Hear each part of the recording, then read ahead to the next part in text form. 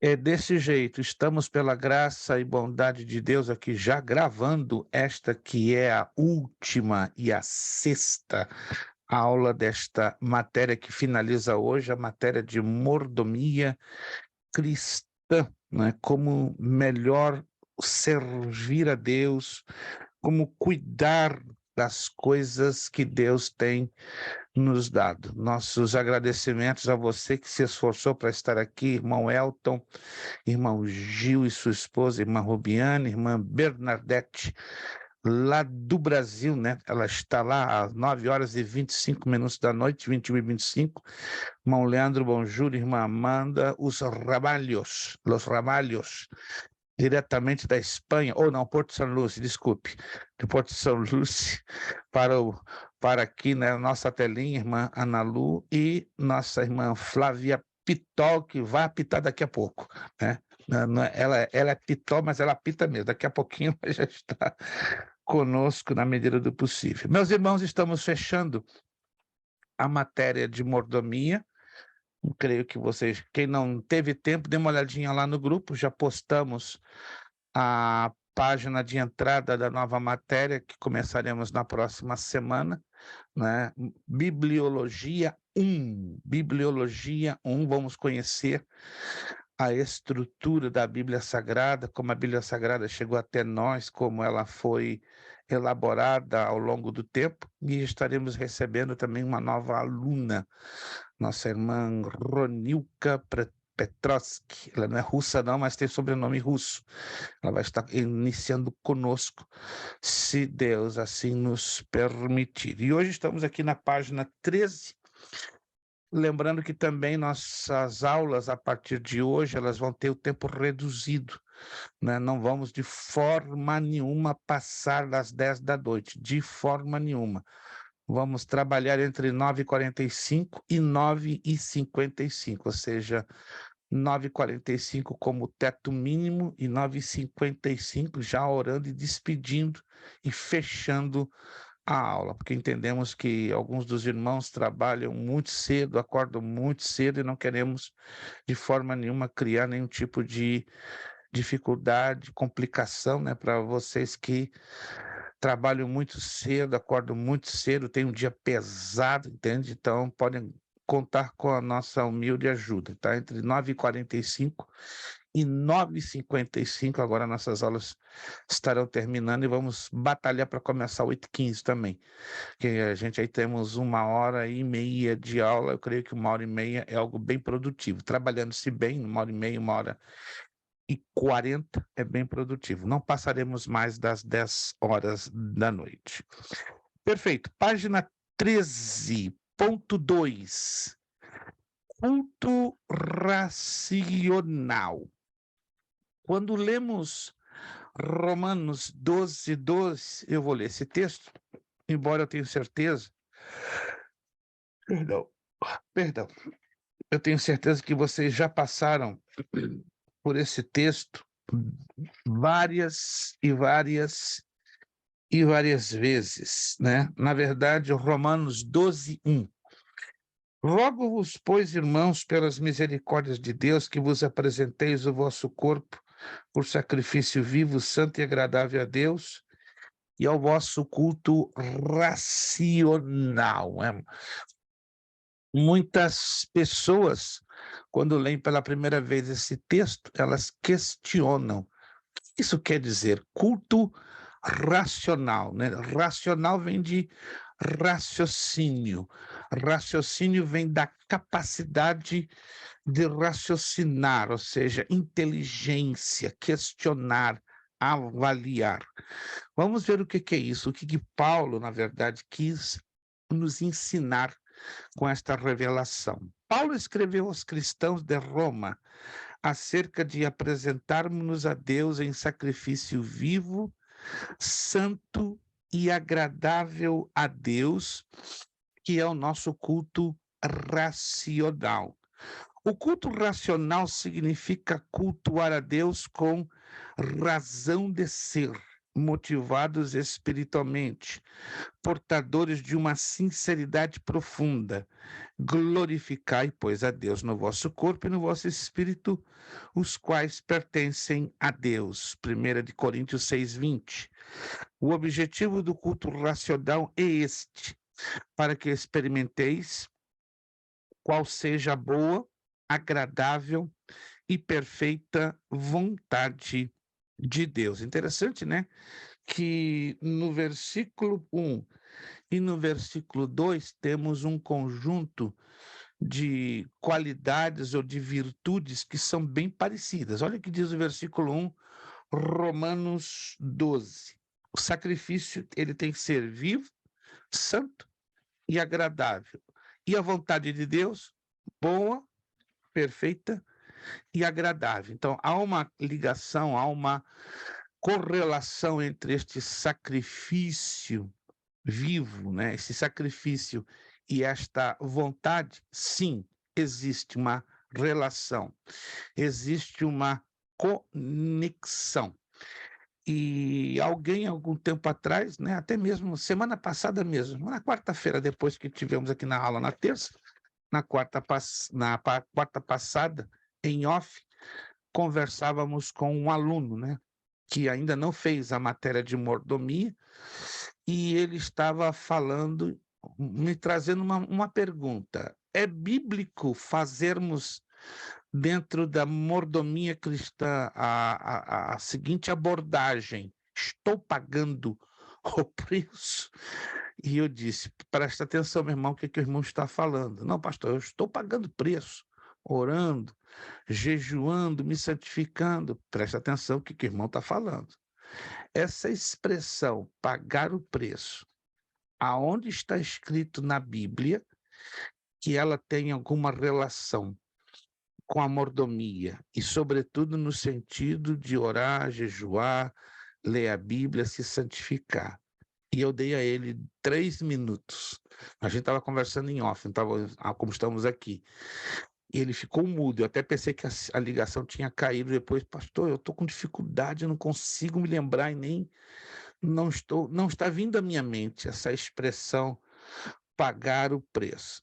É interessante. Primeiro, ela não existe na Bíblia ligada com nenhum ato ou relacionamento conosco, seres humanos. Segundo Paulo, deixa subentendido que essa expressão pagar o preço, ela está unicamente ligada ao que Jesus fez na cruz do Calvário e aos seus sofrimentos. Por isso, usar a expressão eu estou pagando o preço é pesado, porque, na verdade, quem pagou o preço foi um só, Jesus de Nazaré. Alguns usam como força de expressão, mas é roubar uma força de expressão que não pertence a nós. Alguém está me entendendo, gente?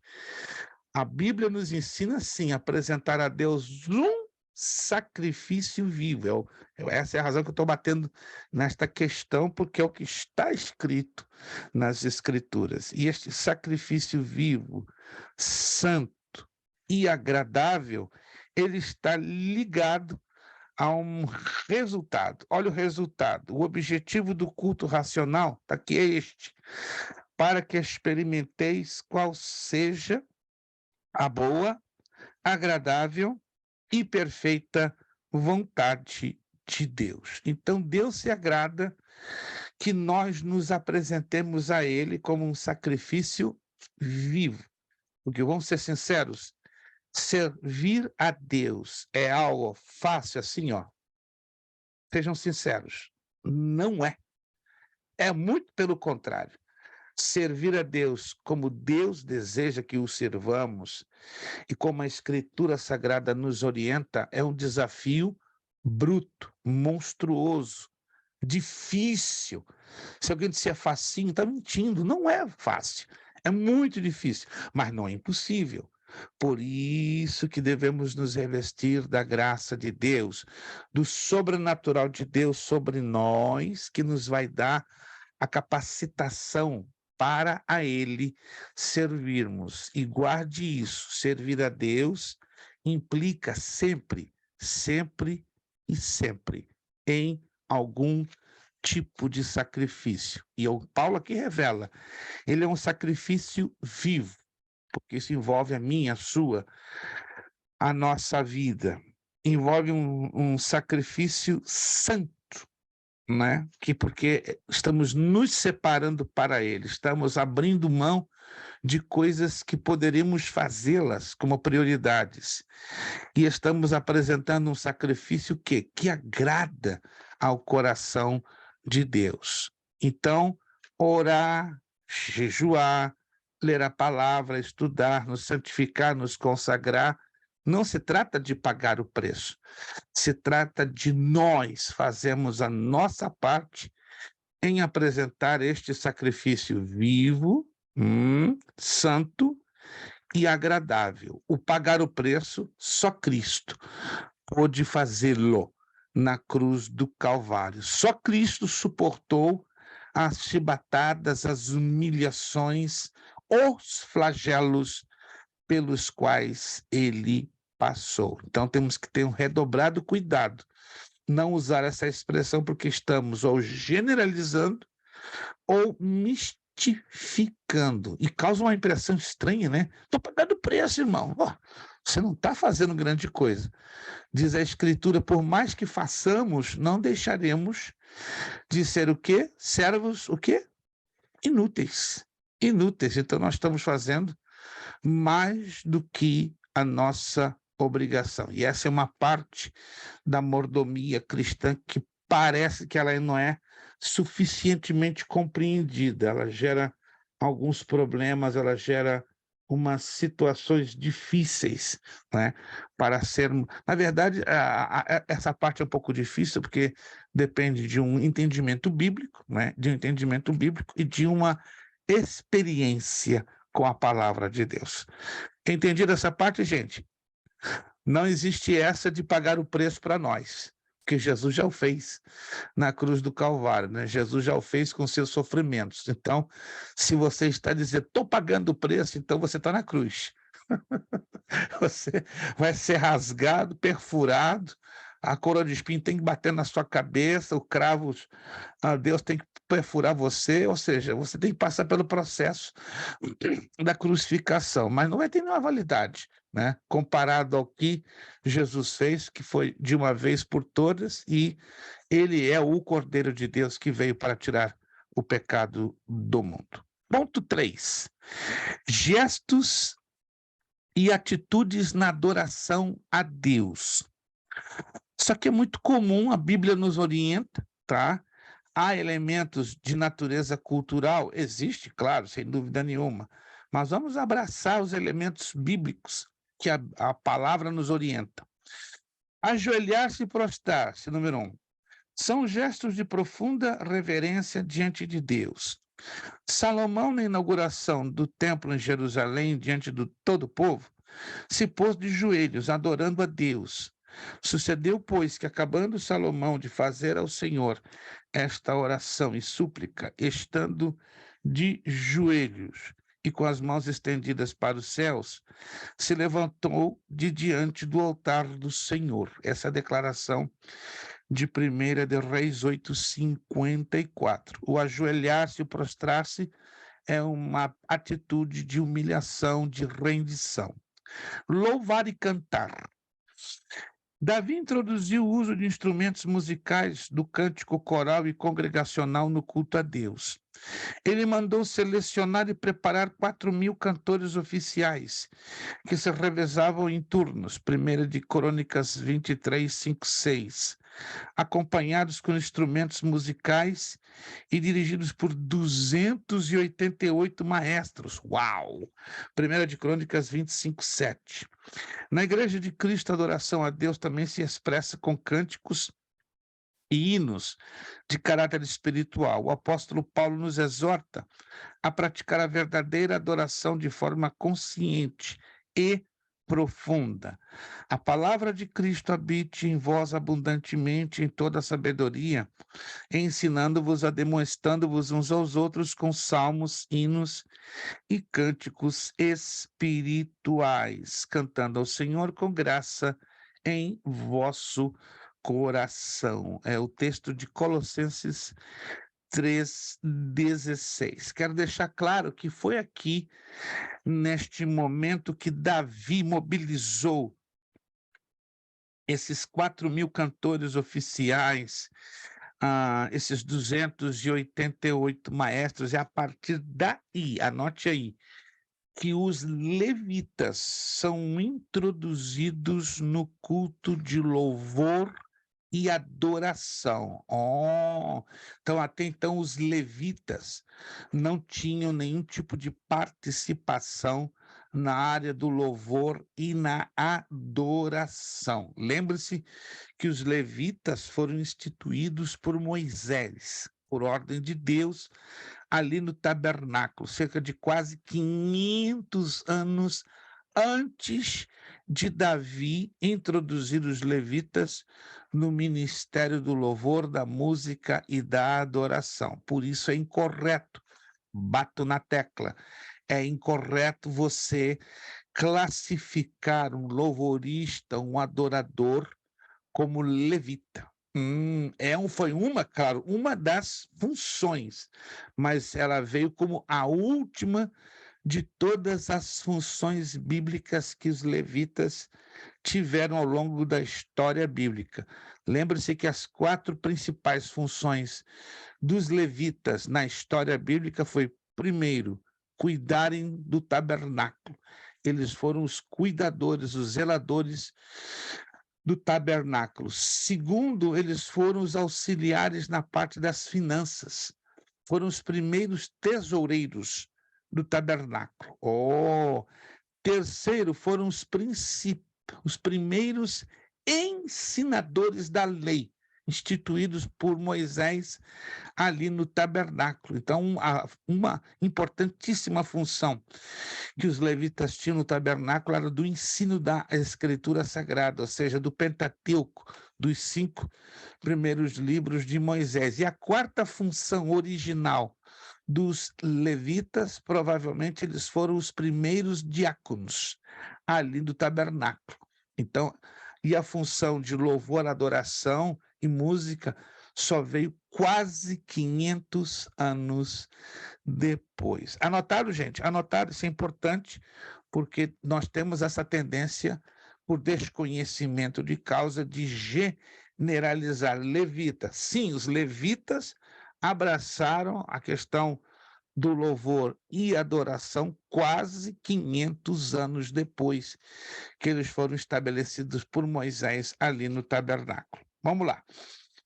Foi no período de Davi, pastor? Exatamente, isso em torno de 1010 a.C. E quando Moisés estabeleceu, por ordem de Deus, os levitas, isso foi em torno de 1450 a.C.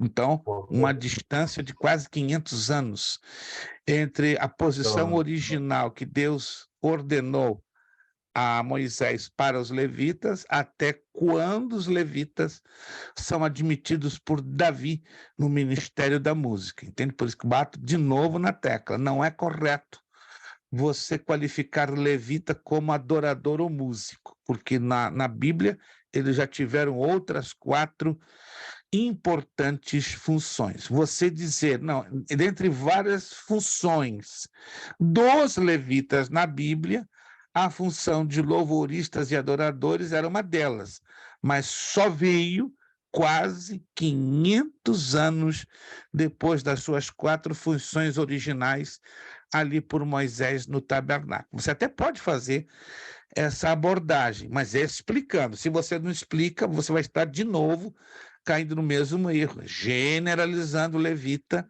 como louvorista. Compreendido? É importante. Você pode incluí-los, mas não podemos generalizar. Um diácono seria levita também nos dias de hoje. Sim, olhando pelo ponto original, mas os diáconos foram instituídos literalmente. pela igreja primitiva, em Atos capítulo 6, versículo 5, tá? Mas vamos olhar nesse ângulo. Os levitas e os diáconos são semelhantes, não são exatamente iguais, certo? Porque eles não, os diáconos, a palavra em si, diácono, só veio ser conhecida em Atos, capítulo 6, versículo 5. Agora, se você quiser comparar o trabalho e o serviço dos levitas e dos diáconos, é até válido, mas a função específica do diácono na Bíblia só aparece a partir de Atos capítulo 6. Anote aí quando os 7 diáconos são literalmente instituídos na igreja primitiva. Vamos lá então. Virando a página, ponto 3. Terceiro gesto ou terceira atitude na adoração a Deus, glorificar a Deus. Ao longo das Escrituras, aprendemos que devemos glorificar a Deus com inteireza do nosso ser. 1 de Tessalonicenses 5:23. Ora, se somos templo do Espírito Santo, significa que ele habita em nós. Logo, Deus não aceita nada menos do que todo o nosso ser, isto é, vosso corpo, vosso espírito. É o que nos traz a primeira carta de Paulo aos Coríntios, no capítulo 6, versículos 6, 19 e 20. O salmista lembra-nos de que a nossa adoração deve ser expressa da seguinte maneira: oferece a Deus sacrifício de louvor e paga a Altíssimos teus votos. Salmo 50, verso 14. A palavra de Deus nos ensina que quem oferece sacrifício de louvor a Deus o glorifica. É o Salmo 50, verso 23, que nos ensina. É um privilégio glorificar a Deus e apresentar-nos diante dele. Aí vem a conclusão. Na mordomia da adoração, precisamos saber que Deus não vê apenas o gesto exterior como expressão de louvor, mas também a motivação do coração. Salmo 16, verso 7. Oremos como Davi orou. Senhor, tu me sondaste e me conheces. Tu conheces o meu assentar e o meu levantar. De longe entendes o meu pensamento. Salmo 139, 1, 2. Agora nós vamos entrar numa parte que pode soar como polêmica, mas como é necessária entendermos à luz da Bíblia, é a mordomia dos dízimos e das ofertas. Usa-se muitíssimo o texto de Malaquias 3, 7 a 12, e esquecendo de outros textos de enorme importância sobre esta temática bíblica. Vamos então, no tempo que temos, de repente a gente vai trabalhar praticamente o que temos da aula hoje, esta temática, e repito, é delicada e importantíssima de compreendermos. Nesta lição estudaremos sobre os dízimos e as ofertas na obra de Deus. Veremos que, de um lado, os dízimos e as ofertas pertencem a Deus e devem ser-lhe entregues com amor, alegria e fidelidade. Por outro lado, a liderança eclesiástica deve aplicar os recursos de forma correta, fiel e transparente. Assim, a mordomia desses recursos deve ser executada com base nos princípios da Bíblia Sagrada. Abra um rápido parênteses. Hoje estamos vivendo uma enorme crise de integridade, uma enorme crise de transparência. Não por todos, claro, graças a Deus, mas algumas igrejas e ministérios não estão seguindo as normas bíblicas. O que é? Dai a César o que é de César e o que é de Deus, Deus. Em outras palavras, quando eu e você ofertamos e dizimamos, claro, fazemos para Deus, não fazemos para o homem. O problema está na liderança ou em alguns líderes que, por faltarem essa transparência, por faltarem esta clareza em que estão ou como estão usando os determinados valores de dízimos e ofertas, é claro que a fé dos crentes fracos, ela é afetada, como eu canso de ouvir quase que toda semana. Não dizimo, não oferto, porque a igreja com a qual eu trabalhava não tinha suficiente transparência em dizer à igreja exatamente o que se fazia com o arrecadado de dízimos e ofertas. É bem verdade que quando fazemos para Deus, é para Deus. Então, nós não deveríamos, a priori, estarmos tão preocupados, né? É o problema da liderança. Se a liderança está mal utilizando, mal gastando um dinheiro tão suado que os irmãos, com carinho, com sacrifício, com alegria, estão dando para Deus, entende? Se a liderança não está tendo transparência, clareza e sabedoria em usar esse dinheiro, claro, problema entre Deus e a liderança. Mas lembre-se, bato na tecla, que existem entre nós servos e servas do Senhor que não têm uma fé suficientemente amadurecida, que não tem uma fé suficientemente arraigada, com raízes, e aí se escandalizam, acabam se escandalizando, acabam se entristecendo. Vamos ver o que a Bíblia, né, coloca isso de uma maneira bem clara.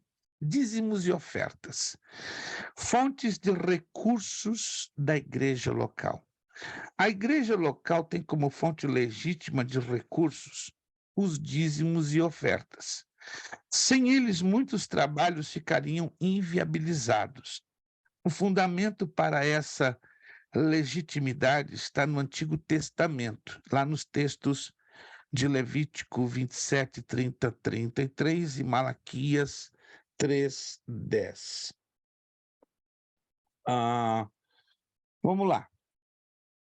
E no Novo Testamento, nós temos Mateus 23, 23, 2 de Coríntios 8, 8, 15, e teríamos também um texto de Hebreus.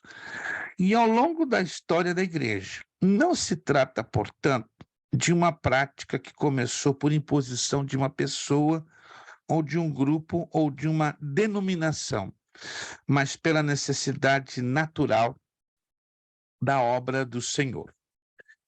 O cuidado com recursos externos. Com base na Bíblia, os recursos financeiros da igreja evangélica jamais devem ser provenientes de governos ou de órgãos públicos ou de organismos financeiros. Nossa missão é divina. Que Deus guarde a igreja local de envolvimento com práticas ilícitas, abomináveis aos olhos de Deus. Aí você vai me perguntar, e aí, pastor, e se um órgão do governo quiser fazer uma doação? É perigoso, é muito perigoso, é muito complicado, né? Na verdade, existem poucas informações hoje no que tange a governos que fazem doações para igrejas. Então, por linha de prática, um pastor, por uma questão de ética, deveria se reservar a receber doações, por exemplo, da prefeitura, do governo do estado ou do governo federal, para não dar o que falar, compreende? Agora, receber doações de empresários, da iniciativa privada, de particulares, ok, é válido, mas partindo do governo é um pouco arriscado, a menos, não é, que seja uma contribuição voluntária e documentada. Isso é muito importante ficar bem claro.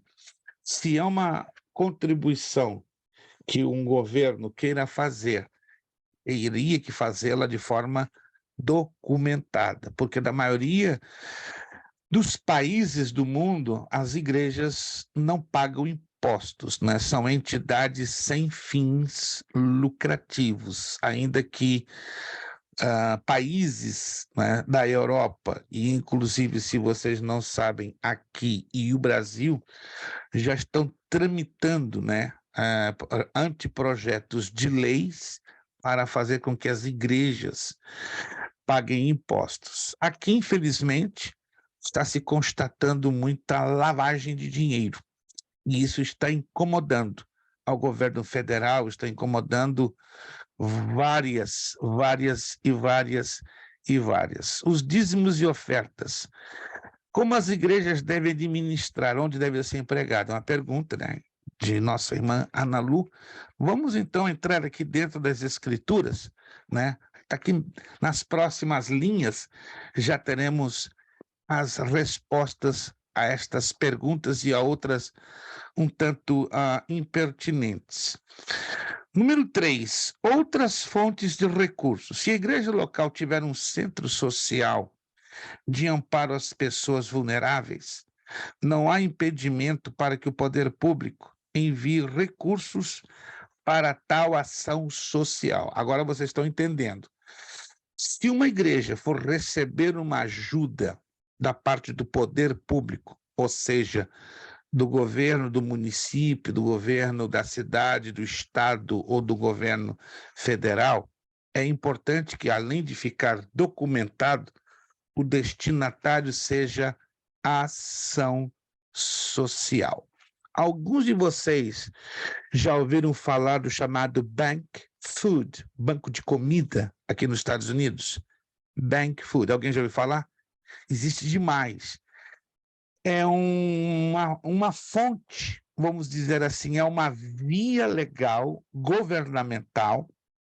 Isso vai depender muito da organização da igreja, da visão administrativa da igreja. Por exemplo, as igrejas não pagam impostos por natureza própria, elas são non-profit organization, né, como se diz no inglês. Mas no momento que uma igreja ela queira a fazer um trabalho de ação social, ou seja, um trabalho que alcance a comunidade, que é interessante, irmãos, não sei se vocês já observaram, não é que isso seja uma obrigação diante do mundo, mas diante de Deus seria isso muito bem visto, porque muitos estão apenas preocupados com o evangelho que salva, cura e liberta. Só que se esquecem que também Jesus trouxe o evangelho que veste, calça e dá de comer. E é nesta parte aonde a igreja evangélica falha ou deixa essa lacuna em aberto, quem entra para ocupar essa brecha? Adivinhe, pelo menos tem 2 religiões que fazem esse trabalho de goleada.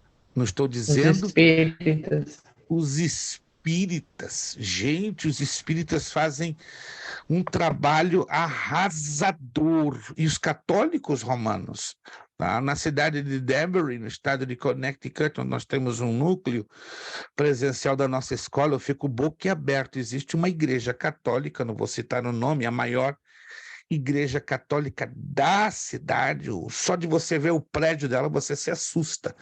É impressionante como aquela igreja ajuda aos necessitados com comida. Eles têm um bank food, o maior da cidade. Eles têm um local onde distribui, uma vez por semana, roupas, sapatos. É impressionante. E outra coisa, eu conheço duas pessoas que são membros dessa igreja católica, não vou citar, repito o nome por ética, por respeito, e eles vivem do dízimo. O dízimo nessa igreja católica é ensinado de uma maneira sistemática e todos os seus membros são dizimistas. Uou! E a gente fica parando, preocupado para pensar, vem cá. E hoje nós vemos igrejas evangélicas questionando a validade do dízimo no Novo Testamento. Não, o dízimo é coisa do Antigo, do Novo não tem. Peraí, e os católicos que estão fazendo isso e dando de goleada? Não é uma crítica, entendo, meus irmãos, eu não estou aqui tecendo uma crítica, eu estou tecendo uma observação muito preocupada, muito preocupante. Se um católico romano tenta fazer, claro, ele faz isso entendendo que as boas obras trazem a salvação. O espírita faz isso porque ele entende que as boas obras trazem a salvação ou a purificação da sua alma reencarnada. E nós? Será que paramos para pensar em fazer ação social por amor às almas? No Rio de Janeiro existe uma associação espírita, você pode colocar lá no Google, Associação Espírita Frei Luiz, no bairro de Jacarepaguá, na zona norte do Rio de Janeiro. Às quartas-feiras, irmãos, minha sogra mora na rua desta associação espírita. São dezenas a centenas de carros que vão até este lugar. Mas o que tem de estranho nessa quarta-feira? Banco de comida, distribuição de roupas, medicamentos, assistência dentária, médica, de primeira, que ganha do SUS. E todos os seus profissionais da área médica voluntários. Não ganham um centavo dessa associação espírita. Ao contrário, a associação espírita recebe milhões de reais de doações. Comento isso porque me preocupa que nós evangélicos estamos mais preocupados, não é? Com a salvação da alma, do espírito, mas estamos esquecendo que também, na medida que a igreja possa, porque eu entendo que tem igrejas que não podem, querem fazer, desejam fazer, mas e as igrejas que têm poder aquisitivo, estrutura para fazer isto? E por que não fazem? Não sei. Não tenho a resposta, entende? Mas eu conheço centenas de igrejas na América, pequenas, de médio porte, que não podem, mas querem fazer. E a minha oração é que Deus dê a graça, dê a condição para que essas igrejas que querem, que possam fazer, né? E as autoridades veem com muito bons olhos as igrejas que se envolvem com esse tipo de trabalho. Além do mais, ganham almas. Se você não sabe, ganham almas com essa faceta do evangelho que é pouco conhecida. Nossa irmã Bernadette, ela fala que ela trabalha, ela numa a igreja dela trabalha com uma comunidade. Me corrija, irmã Bernadette, deixa eu ver aqui. Isso, o ministério que eu faço parte faz ações sociais para comunidades vulneráveis. Eu me preocupo porque a América ainda é um lugar onde há muitas oportunidades. Não estou dizendo que se a sua igreja é de pequeno porte ou de médio porte, que não tem ainda as condições, eu sei que Deus pode dar à sua igreja as devidas condições, né? Por estranho que pareça, quem é pequenininho é aquelas igrejas que mais querem fazer. As igrejas que pouco têm são as que mais querem. E as que têm muito, não estou aqui julgando ou questionando, mas por que não fazem? Irmão Elton. Pastor, muitos de nós não fazemos pelo fato que nós aprendemos a orar. Não, vou orar e Deus vai abrir a porta. Talvez a porta que Deus já concedeu na vida do irmão é você que ele está abrindo o coração, aí Deus manda ele para você, você pega e entrega ele para Deus de novo. Não, vamos orar.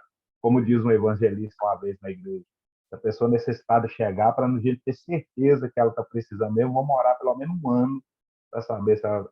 Aí eu falei com ele assim, não, mas irmão, essa pessoa vai morrer se ela estiver realmente necessitada.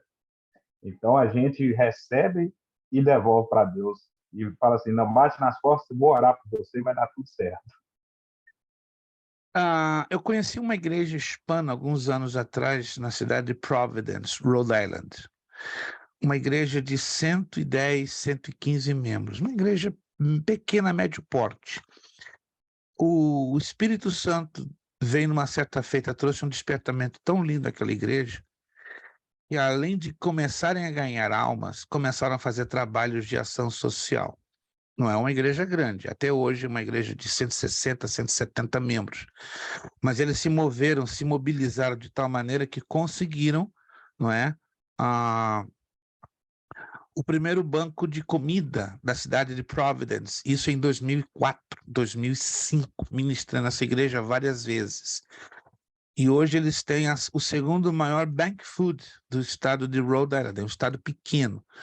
Eles alimentam semanalmente 94, 95 pessoas, com 2 refeições por dia, além de darem de 2 a 3 cestas básicas por mês. E, pastor Mário, uma igreja que rola no dinheiro? Não, ela recebe muitas doações, tanto do governo do estado de Rhode Island, como também de particulares. E esta igreja ela tem crescido razoavelmente devido ao trabalho social. O trabalho social, queira ou não, chama a atenção, né, dos mundanos, chama a atenção. Por isso que é muito bonito quando uma igreja que tenha um pouco, não precisamos de muito para fazer o trabalho social, se interesse, tenha amor pelas almas, né? A irmã Bernadette aqui, ela ressalta que a igreja dela trabalha com crianças e adolescentes de bairros, né, ali em Vila Velha, né? São projetos sociais que são muito bem vistos pela sociedade. Eu, na Argentina, não vou entrar aqui em muitos detalhes, eu trabalhei com um projeto social um pouco parecido, né, onde dominicalmente dávamos lanche, ou seja, chocolate quente no inverno, chocolate quente, nós dávamos aqueles tipo English muffin, que na Argentina chama-se de alfajores, certo? Dávamos uma sacolinha com 5, 7 alfajores, tínhamos um custo, claro, mas a prefeitura da cidade da Argentina, onde nós fomos pastores por 2 anos e meio, nos dava doações em comida, muito leite e uma ajuda em dinheiro de $1.000. Se você me perguntar dominicalmente quantas crianças nós alimentamos, você não vai acreditar. 325 crianças. 300, a igreja tinha uma estrutura de cozinha industrial, geladeira industrial, porque para ter um banco de comida, a igreja tem que ter uma estrutura mínima, né, de uma cozinha industrial, espaço para guardar a comida e, consequentemente, né, geladeira industrial. Então, foi assim, uma experiência muito linda que eu vivi na Argentina com minha família, né, e você via as crianças trazendo os pais. Elas tinham na parte da tarde, né, o lanchezinho, e no culto das 6h30 a criança voltava com papai e mamãe. Aí era coisa assim que emocionava, né? Vinha aquela criança, né? Que é isso aqui? Meu papai e minha mamãe. Ouvia a palavra e se convertia. Irmãos, foi coisa linda. A criança alimentada, feliz, aprendendo a palavra na escolinha dominical, que acontecia à tarde, os resultados os pais viam, né? Ficava resplandecido no rosto da criança. E para a glória do Senhor, à noite, voltava a criança com papai e com mamãe. Dá o resultado? Dá, mas dá trabalho. Mas essa é a questão. Será que quantas igrejas hoje querem se envolver com este tipo de trabalho? Dá um trabalho tremendo, mas, gente, o resultado é tão lindo, é tão gratificante, não é? Você ver a Igreja de Cristo se desenvolvendo com algo que não dá aplauso para ninguém. Essa é a questão. Esse é um tipo de trabalho que ninguém aplaude, ninguém reconhece, não sai nas redes sociais, né? Porque parece que as pessoas gostam de aparecer, não digo todas, algumas, nas redes sociais para dizer, oh, bravo, valeu, ei! Isso é um trabalho bastante anônimo, existem centenas fazendo esse tipo de trabalho, mas não é conhecido, não é divulgado, nem nas redes sociais. Só Cristo sabe e ele é glorificado no oculto e no escondido. Mas é uma das formas de levar uma igreja a crescer e de usarmos bem os dízimos e as ofertas. Vamos para a base bíblica para os dízimos e as ofertas. Assim, deixa eu dar uma ressaltada aqui nesse ponto 3 para não ficar nenhuma polêmica. Se a igreja local tiver um centro social de amparo às pessoas vulneráveis, não há impedimento para que o poder público envie recursos para tal ação social. Já falamos sobre isso. Entretanto, é necessário cumprir as prescrições legais para que não haja possibilidade de qualquer aparência do mal. Igualmente, a igreja jamais deve lançar mão de bingos. Como é que é, pastor? Claro, existem igrejas que fazem bingos, não se assuste. Tem igreja. De rifas. Epa, uma rifa é pecado. Você vai entender lá na frente um pouquinho. E outros jogos de azar. Oh, então rifa está dentro da classificação de jogos de azar? Sim. Mas eu não sabia, na minha igreja tem rifado isso, tem rifado aquilo. Então, há uma desinformação, com todo o respeito, bíblica do seu líder, com respeito ao que é de fato jogos de azar. Isso é pecado, está aqui, ó, e desagrada a Deus. Mas vamos lá então para a base bíblica para os dízimos e ofertas. Se a Bíblia nos ensina que os jogos de azar desagradam a Deus, e dentro dos jogos de azar estão os bingos, as rifas e as loterias, vamos então biblicamente entender isso aqui, ó. Os dízimos no Antigo Testamento. Muitos acusam de legalismos que observa a disciplina do dízimo e das ofertas. Entretanto, veremos que a origem do dízimo é anterior à lei. E o que é legítimo é o sentimento de gratidão do fiel ao seu Criador. Origem do dízimo. De acordo com a Bíblia, a entrega do dízimo vem da palavra hebraica maaser, 10ª parte, teve origem no sentimento sincero do patriarca Abraão. Como gratidão ao favor de Deus, ele deu o dízimo de tudo ao sacerdote Melquisedeque. Está lá em Gênesis 14, 14 e 20. Assim é patente que, para além do valor material do dízimo, o gesto de generosidade é significativo. Quando o dízimo tornou-se lei, preste atenção nisso aqui, a gratidão que é subjetiva estava no espírito da lei, que é a gratidão subjetiva, ela é pessoal, ela é do interior de cada um. O povo de Israel devia ser grato ao Criador. O dízimo é do Senhor, Levítico 27:30. Nesse sentido, quando entregamos o dízimo, não restituímos nada a Deus e nem fazemos barganha com ele. Pois, como percebeu o rei Davi, tudo vem de ti e da tua mão tu damos. 1 de Crônicas 29:14. Tem uma tradução que diz, tudo vem de ti e da tua mão tu devolvemos. Ou que é uma tradução mais próxima dos originais do hebraico. Ou seja, o dízimo tem que ser devolvido. O dízimo é do Senhor. Virando a página 1.3. O objetivo do dízimo no Antigo Testamento. Deus instituiu o dízimo como lei para a manutenção da sua casa, sustento da classe sacerdotal e o cuidado com os órfãos e as viúvas. Não temos tempo para estendermos os detalhes, mas o Antigo Testamento instituiu 5 tipos de dízimos. 5. E, curiosamente, hoje se cumpre apenas um. Se é para cumprir o dízimo, por que não se cumpre os 5? Mas só hoje se cumpre uma única modalidade do dízimo. Que curioso isso, né? Aqui os textos de Malaquias 3:5, Deuteronômio 26:12, Jeremias 22:3. Sugiro que você dê uma lidinha nesses textos que você vai encontrar as 5 modalidades de dízimo. Nesse sentido, há promessas de bênçãos aos dizimistas fiéis. Texto muito usado, porém pouco compreendido, de Malaquias 3:8-10. O dízimo no Novo Testamento. A Bíblia mostra que os fariseus eram rigorosos quanto à entrega dos dízimos. Esse entendimento está presente nas palavras de Jesus. Ai de vós, escribas e fariseus hipócritas, pois que dais o dízimo da hortelã, do entro e do cominho. Entretanto, ao mesmo tempo, ele declarou: desprezais o mais importante da lei, o juízo, a misericórdia e a fé.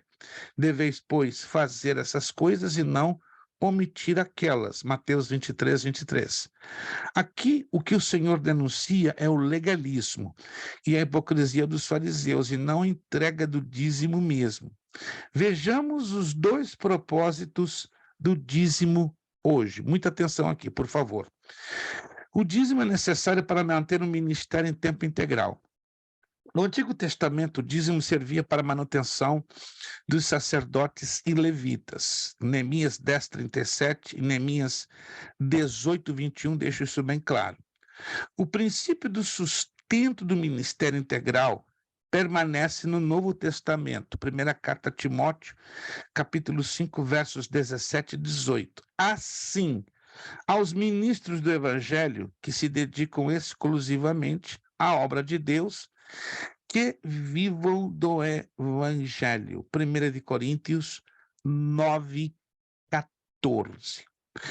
Há uma ideia que não é bíblica, porque ela é mal interpretada. Vou pagar os meus dízimos. Só existe um texto no Novo Testamento que usa essa expressão, referindo-se à lei de Moisés.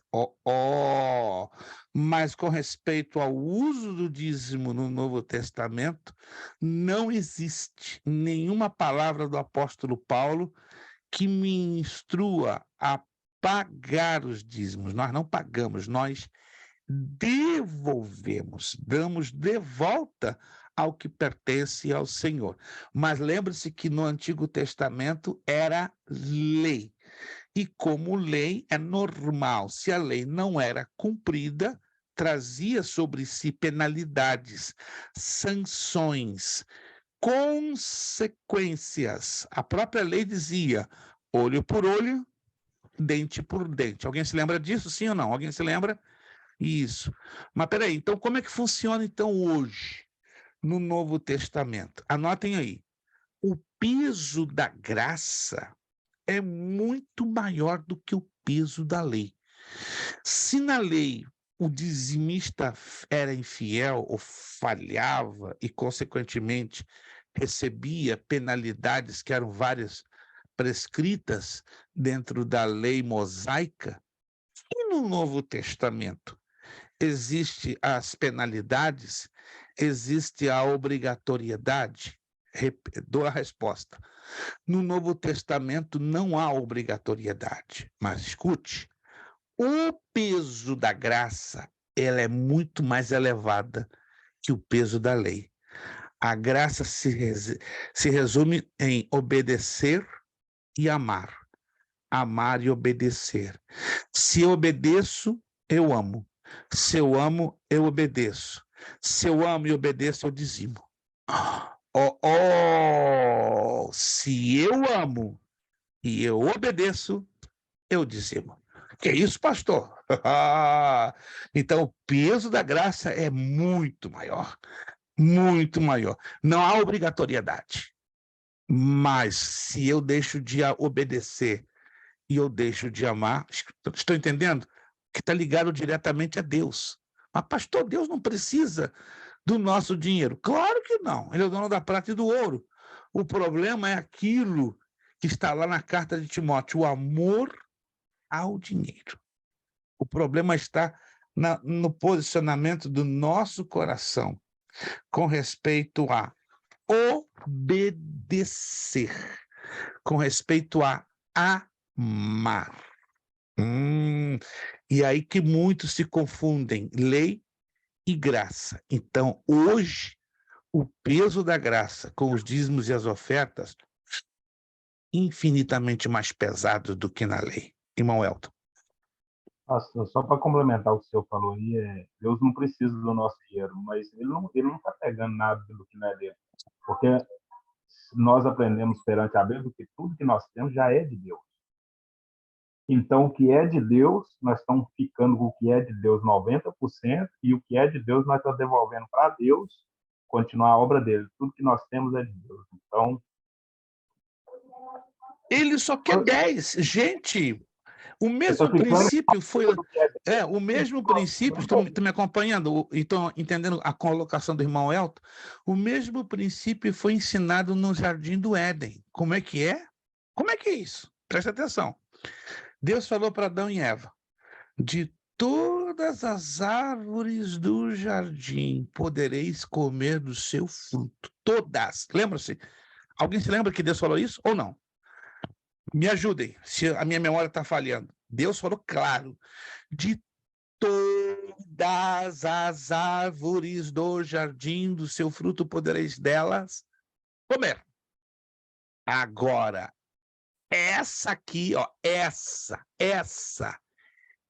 árvore é minha, o fruto dela é meu. O dia que vós comerdes do seu fruto, o que ia acontecer com eles?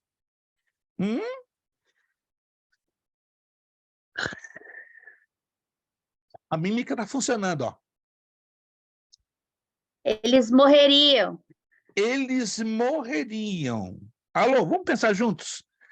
Quantas árvores deveriam existir ali à disposição de Adão e Eva? Centenas, por que não dizer milhares? Muitas. Mas Deus só queria uma. Só queria um fruto de uma. Pronto, acabou. Deus nos dá 90%. Aliás, eu costumo dizer que Deus nos empresta 90%. Porque tudo é dele. Então ele nos... Ó, toma aí, Elton, 90%. Como? Nós somos... A conexão do irmão Elton falhou, meu Deus. É a conexão do irmão Elton hoje pela primeira vez. Administrador, onde Deus manda colocar. Isso. Mas Deus nos dá 90%. Alguém está me entendendo, gente? Deus nos dá a maioria, a totalidade. Só que é 10%. Só 10%. E às vezes lutamos, batalhamos com esses 10% que não é nosso. É dele. Tudo é dele. Alô? Tudo é dele. Mas ele só quer para o uso dele 10%. Se nós não damos 10% disso aqui para ele, como é que nós vamos dar o resto da nossa vida e do nosso coração? Então, tudo tem que ser avaliado dentro desse patamar. Obediência e amor pesam muito na questão do Novo Testamento em relação aos dízimos. As ofertas das Escrituras. A igreja no Novo Testamento se expandiu e multiplicou. Para ajudar os irmãos necessitados, bem como expandir a obra missionária, a Igreja Apostólica usou o expediente das ofertas. A Bíblia mostra que o trabalho dos apóstolos era financiado pelos irmãos de diversas igrejas. Hoje, juntamente com os dízimos, as ofertas têm importância e são dirigidas a muitos fins: construção, necessidade humanitária, missões. Enfim, é um privilégio ofertar na obra do Senhor. Eu me congrego numa igreja americana. É comum, isso é um hábito, é uma cultura. E é curioso, é chamativo. 80% das igrejas americanas têm o valor das suas ofertas quase que 3 vezes mais do que os seus dízimos. Não estou querendo dizer que há poucos dizimistas, uma vez que o dízimo, estão me acompanhando, ele é restringido ao teto mínimo de 10%, tem pessoas que dão 20%, 30%, 40%, isso vai da fé de cada um, mas o que Deus pede são os 10%, é o mínimo dele. Então, na maioria das vezes, os 10% são dados em grande quantidade. Um ou outro dá 20%, um ou outro dá 30%, pouquíssimos dão 40, muito poucos dão 50.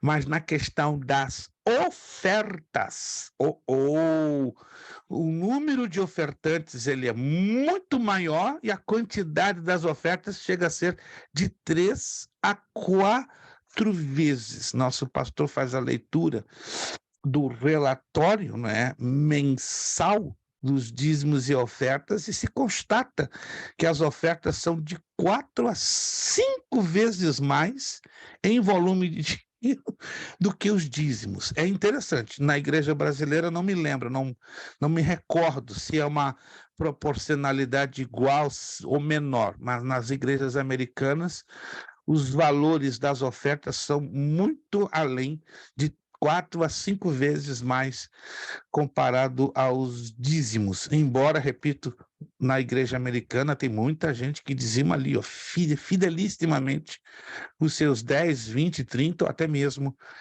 40%. É apenas uma observação, né, que isso me chamou muito a atenção, né, quando o pastor americano, né, ou pelo menos o tesoureiro, começou a fazer a leitura do relatório financeiro. Sim. O pastor, deixa eu falar para o senhor, quando tem também, igual a igreja americana, tem essa clareza, os irmãos que ofertam, dizimam, eles sabem para onde está o dinheiro, aonde está sendo investido, porque muitas igrejas brasileiras não têm essa clareza. Infelizmente, concordo com a senhora, e isso causa constrangimento, isso causa até bronca, em alguns casos específicos e até um pouco constrangedores. Isso causa... Bom, infelizmente nós estamos cientes, né, que tem havido maus testemunhos. Não estamos aqui para falar deles, mas existem, não podemos fazer vista grossa. Tem existido muitos maus testemunhos quanto ao mau uso, a má administração das finanças de algumas igrejas, né? Como eu estava falando a princípio. O governo americano já está pensando seriamente em colocar uma taxação X para que as igrejas paguem impostos, porque foi constatado que muitas igrejas, incluindo americanas, têm feito lavagem de dinheiro. Claro, uma vez que a igreja não paga impostos ao governo, é muito fácil eu lavar 2, 3, 4, 5, 15 milhões de dólares sem prestar conta de nenhum centavo ao governo americano. Não sei se vocês sabem, né? As contas correntes de poupança, de investimentos que qualquer igreja pode ter, não estão sob o crivo do IRS. Já a minha conta corrente, a sua conta corrente, a conta da nossa escola, né, que é uma S-Corp, meu Deus, tá ali, ó, o IRS está com o olhão desse tamanho. Qualquer coisa errada que der na sua conta ou na sua conta de negócios, olha, assim, ó, tchuc. Eu agora tenho a escola, né, que sou obrigado a ter uma conta separada para receber as mensalidades, e eu volta e meia recebo informações da IRS, coisa que eu não recebia normalmente. A cada 3 meses estou recebendo uma cartinha do IRS, né? Quando nós, pela graça e misericórdia de Deus, abrimos a escola, o IRS deu as bem-vindas, welcome, Fabri International Bible Academy. Opa, estamos na mira do IRS.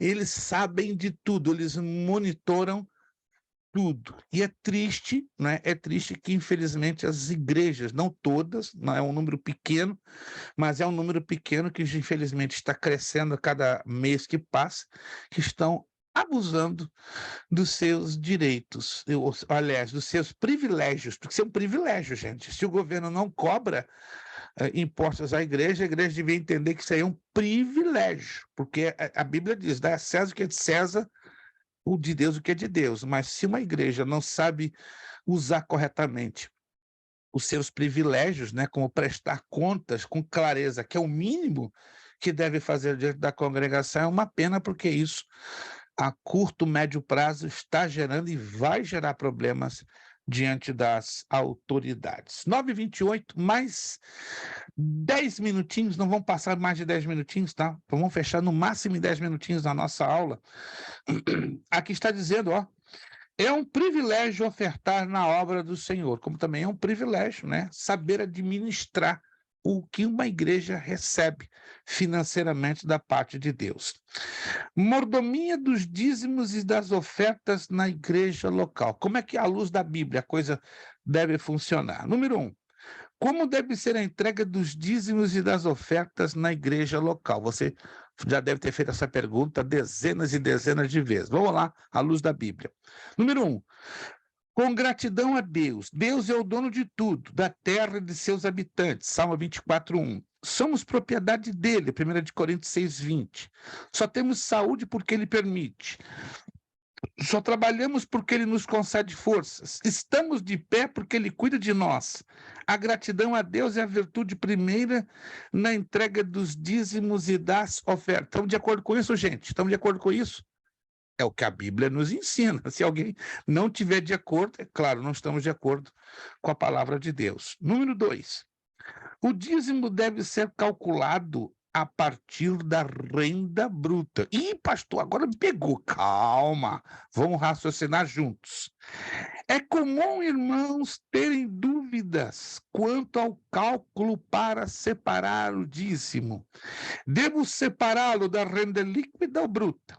O princípio bíblico que norteava a entrega do dízimo no Antigo Testamento é o das primícias. Outra coisinha que ele é mal entendida, mal interpretada, o tempo não me permite entrar nos detalhes, mas vamos olhar Provérbios, vamos dar uma lidinha aqui em Provérbios, capítulo 3. Queria ter tempo para falar sobre as primícias, muito interessante, mas a base está aqui. Provérbios, capítulo 3, versos 9 e 10. Honra o Senhor com os teus bens e com as primícias de toda a tua renda, e se encherão fartamente os teus celeiros, e transbordarão de vinho os teus lagares. Existia a chamada festa das primícias. Alguém se lembra? Entre os judeus, a festa. Uma coisa é a festa das primícias. Por favor, procurem ter isso em mente. E outra coisa são as primícias de toda a nossa renda. O problema é que nós confundimos a expressão festa das primícias com as primícias da renda. Preste atenção, isso é muito normal, porque são duas palavras iguais, mas em contextos separados e diferentes. Então, a palavra primícia aqui não tem uma relação direta com a festa das primícias que os judeus comemoravam? Não. Então, qual é o significado desta palavra nesse contexto bíblico? Bruto.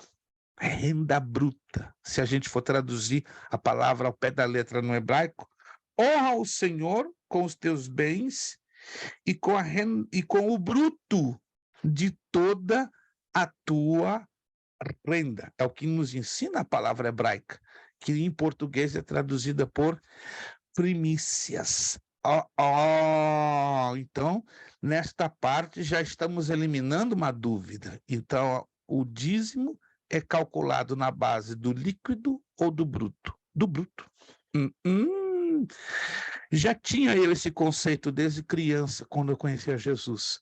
O judaísmo já dá esse conceito, certo? A questão que nós cristãos, os cristãos questionam a veracidade desse conceito, líquido ou bruto? Mas o judeu já aprende de berço, bruto. Irmão Elton, Pastor, 5 minutos já terminamos. Isso é muito mediante a fé da pessoa, porque Exato, se a pessoa não tem condições de dizimar os 10% que o governo já tomou, dizimar o bruto é questão de fé. Aí entraria Coríntios 2:9 para essa pessoa, ou para nós, no caso, cada um que contribua como propôs no seu coração, porque não adianta também eu pegar do bruto $100 e falar, isso aqui eu estou pagando ao senhor estou devolvendo por obrigação. Deus nem recebe. Não. Nada por obrigação, nada. Quando fazemos assim... E aquele que contribuiu $10 que propôs no coração com alegria, Deus olhou a sinceridade dele. Exato.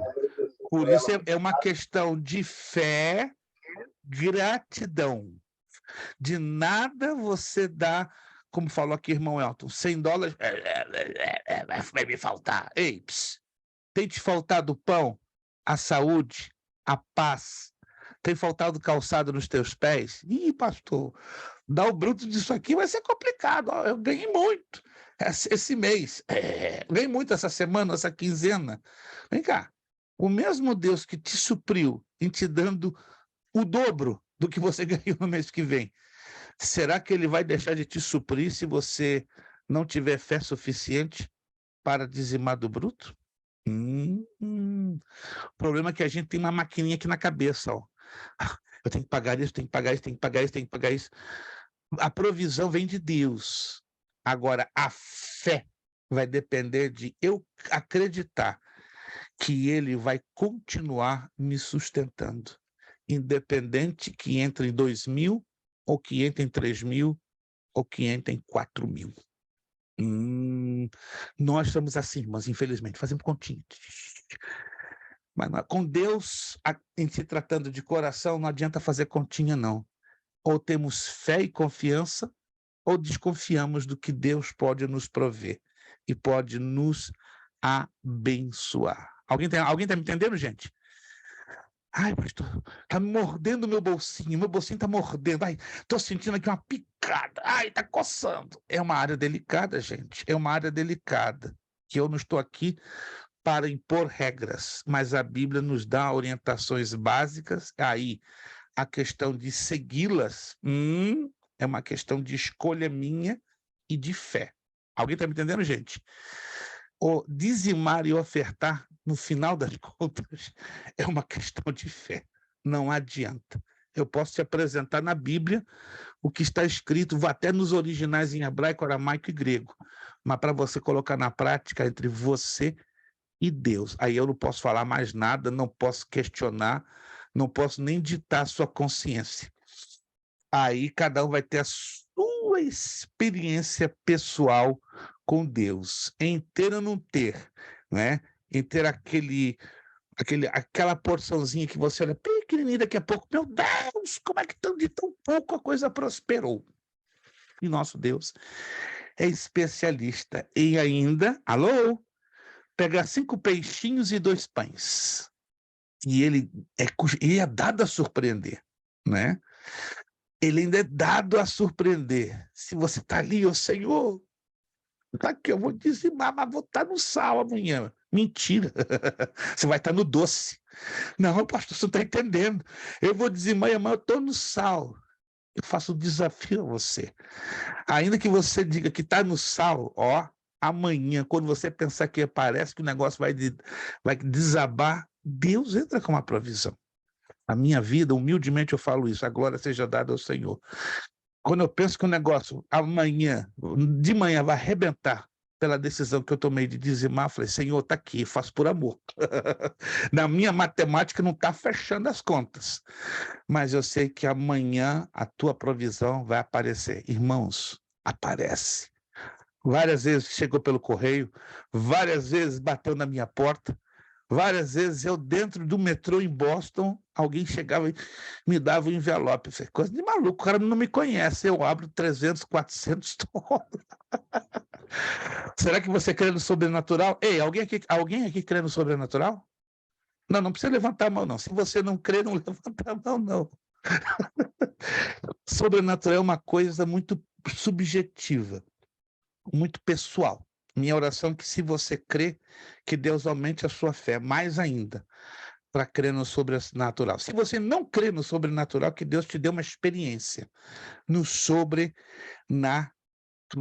Minha oração, não estou aqui mexendo com o seu psicológico nem com a sua emoção, não sou louco de fazer esse jogo manipulador. Mas a minha oração é que nos próximos dias, Deus dê a cada um de vocês uma experiência sobrenatural de provisão. Se é da vontade dele, ó, se é da vontade dele, anota. É a minha oração. Senhor, dá uma experiência de provisão, no nível sobrenatural. Você deve estar com uma situação, eu não estou aqui jogando verde para colher maduro. Nessa área aqui, ó, tá apertado, tá fechado. Ok. Chegou a esse ponto? Glória a Deus. Então faça uma prova com ele. Faça uma, provai e veja que o Senhor é bom. E ele, do sobrenatural, do nada, vai te dar uma experiência. Você sabe que você precisa dessa experiência. E depois que você tiver essa experiência, você vai testificar.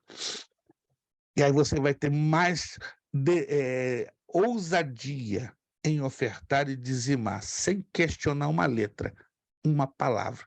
Porque há momentos que precisamos, irmãos, termos essa experiência no sobrenatural para termos aquela alavancada na nossa fé. Enquanto não tivermos essa experiência, parece que o negócio não vai muito para frente.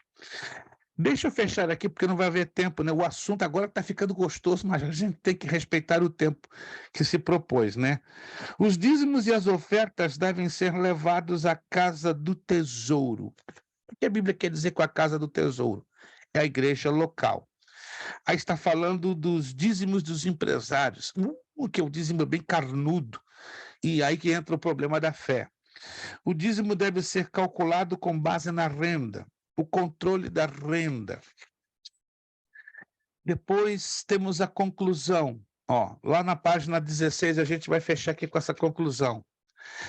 Entregar o dízimo e ofertar não é obrigação, é privilégio.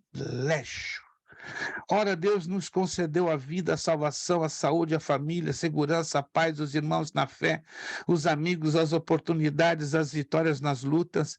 Reconhecer todas essas bênçãos é cultivar um coração grato. Assim, todo cristão sincero entrega o dízimo e oferta com satisfação, gratidão e alegria, para então contribuir para o crescimento e o fortalecimento do reino de Deus e sobra. Uma pena que vamos deixar para trás aí a mordomia do tempo, como é importante essa mordomia, tá? Mas vamos deixar para trás, nós praticamente estudamos 80% da apostila, né? Teremos a mordomia com o cuidado da terra.